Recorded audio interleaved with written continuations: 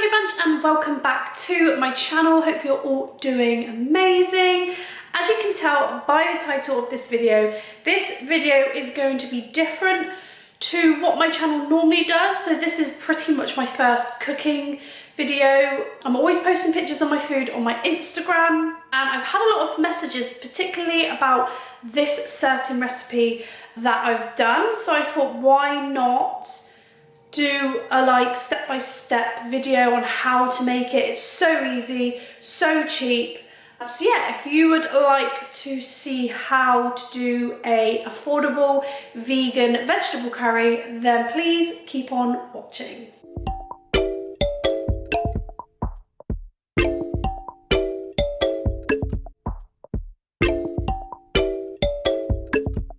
So you've probably seen it all over social media and just talking to people in general. They say that being vegan is expensive, and it's actually not the case, because the cheapest foods in the supermarket are actually vegan. You've got your pasta, your lentils, legumes, rice, vegetables, fruits, etc. They are the cheapest foods in the supermarket. So actually being vegan isn't that expensive. So vegan vegetable curry, super easy, super affordable. So literally all you need is some potatoes, peppers, carrots, broccoli, and I've got some spring onion and some garlic. Obviously you can choose whatever vegetables you prefer. What you're gonna do is literally just peel, chop, etc. your vegetables. I've got some frozen broccoli that I will need to microwave, and yeah, let's chop these up.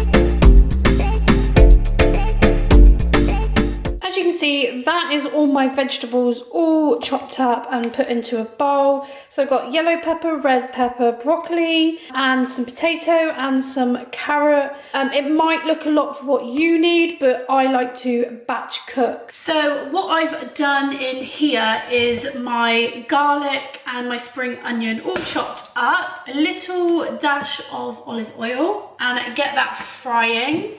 So when that starts to sizzle and start make like a really nice garlic and onion smell, I then add in all my vegetables.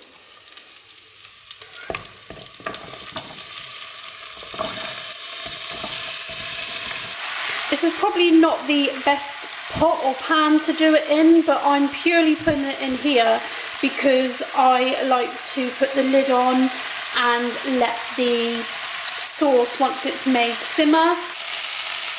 So after 10 minutes of just being on the hob and just basically steaming with the lid on and frying, you can see that the potatoes are slightly getting crispy, the potatoes are slightly getting more soft because it's going into like that mushiness. So at this time is when I will then start to make the sauce. So to make the sauce is super easy. All you need is some coconut milk, and this is the reduced fat one from Aldi, really cheap, less than £1 a can, and then some tikka paste, but it depends on what sort of curry you like, and then we're just going to add some spices in a minute.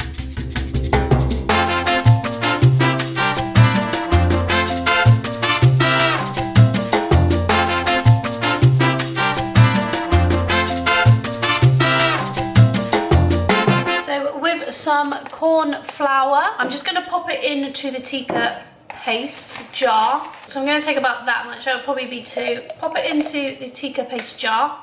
Add some water. Once you've added water, shake it up back into the jar, and then we're going to add it in. And then once that comes to a boil, it will thicken up the sauce. Then before we put the lid on and leave to simmer, we're gonna add our spices, and I add some mild curry powder.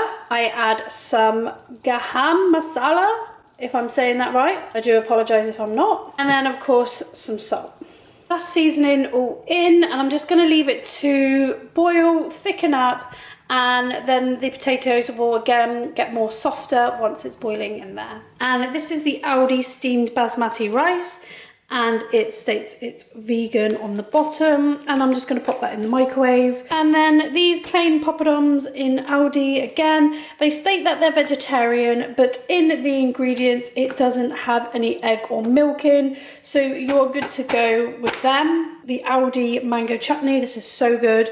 It says it's vegetarian, but again, it doesn't have any milk or eggs in it, so again, it's safe to go.